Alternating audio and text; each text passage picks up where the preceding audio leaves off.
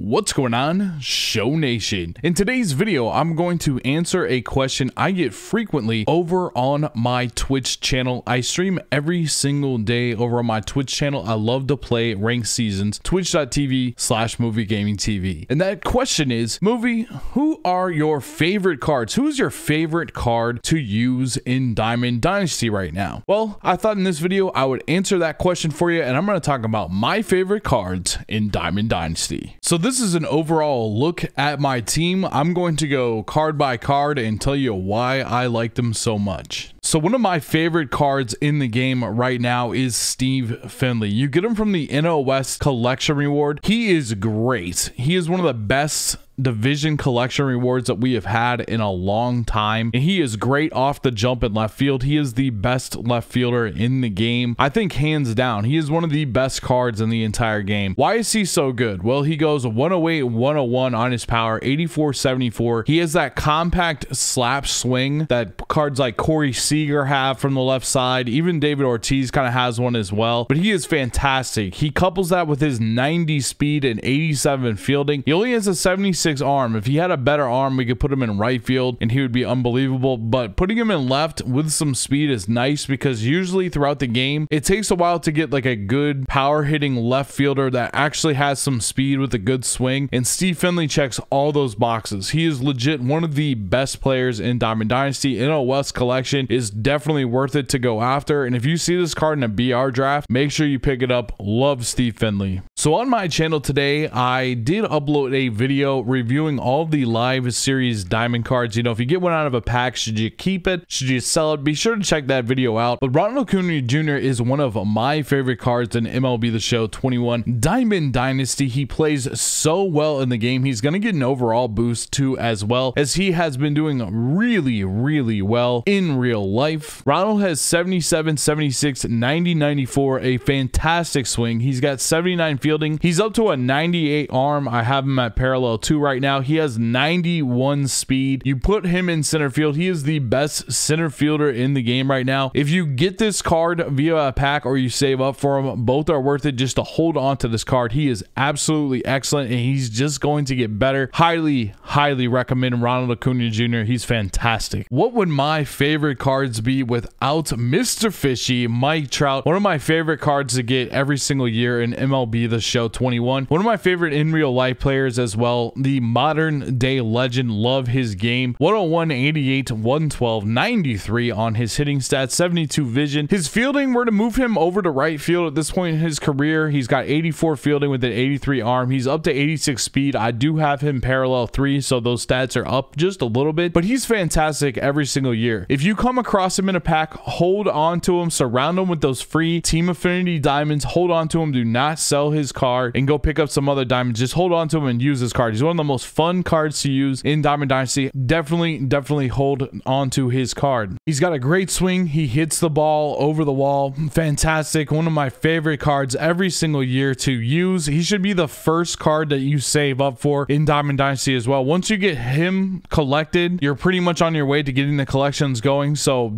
grind up those Team Affinities, save up for Mike Trout with your stubs. Chipper Jones is one of my favorite cards as well. Just every single year, he's fantastic in MLB The Show, and this is the best Chipper Jones card we have ever seen. Now, in MLB The Show 18, they had these things called Immortal Cards where they made the cards unbelievable, and this is even probably better than his Immortal card. 125 on both sides, 105, 110, 94 vision, 79 fielding. I have him at parallel 2 right now, getting closer to parallel 3, 71 speed. He's so fast. Look at the secondary positions as well. You can play him in left or at shortstop. Very versatile card. He plays way above his head defensively. I don't know what it is, but he's fantastic on defense as well. This is one of the better collection rewards, overall collections that we've ever had as well. He is already an in-game third baseman, and this is why you want to start working towards the collections, because he's one of the best cards in the game, and you definitely want to get him on your team at some point this season as you grind towards getting him. So I've got Ernie Banks at shortstop this year.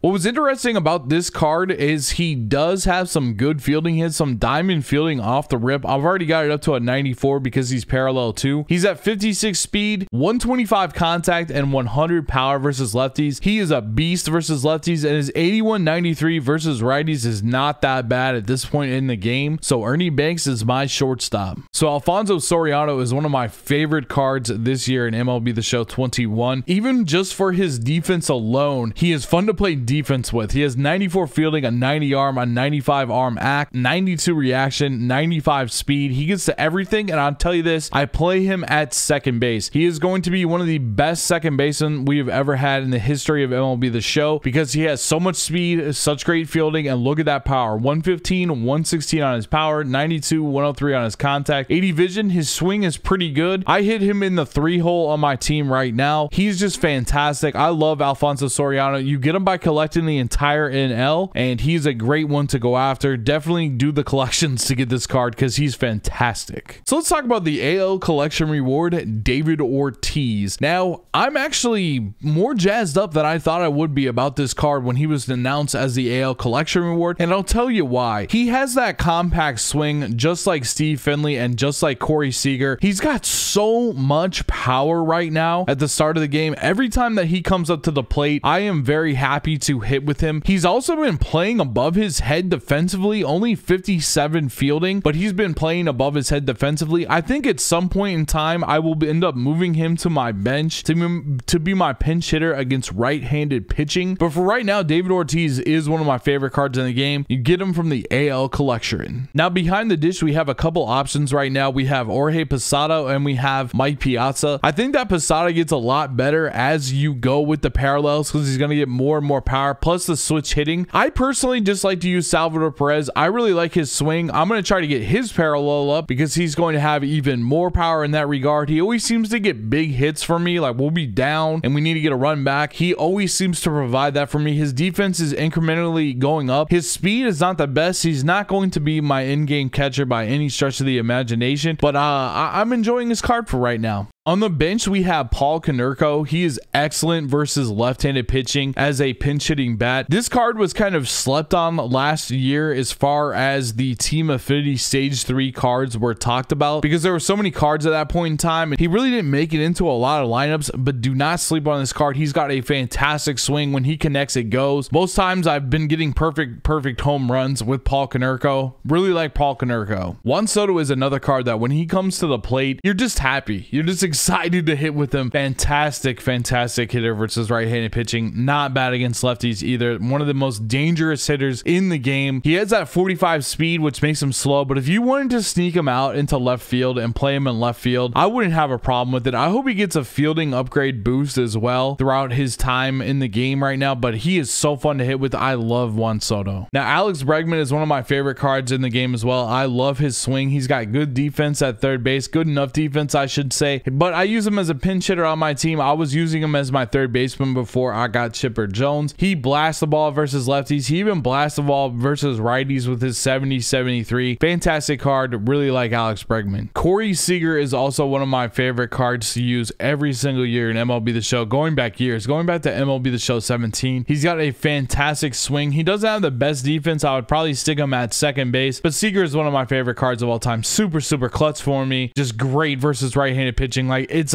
he's very dangerous versus right-handed pitching. Fantastic card. Love Corey Seager. And my last card that I'm going to talk about today is Cody Ballinger. Great power from both sides. Great fielding. Good speed if you wanted to stick him over at first base if you don't want to play him in the outfield. Big fan of Cody Ballinger. Thank you so much for watching this video. I'm going to do the pitchers in a separate video because I'm going to release my favorite pitchers so far to use in MLB The Show 21. I'm going to talk about them in that video. Don't forget, we have the best live series diamond video, the Team Affinity guide video, hitting tips, pitching tips, best settings, all on the channel right now. Well, I hope you have a fantastic day. Thank you so much for watching, and I will see you in the next video. Until then, peace out.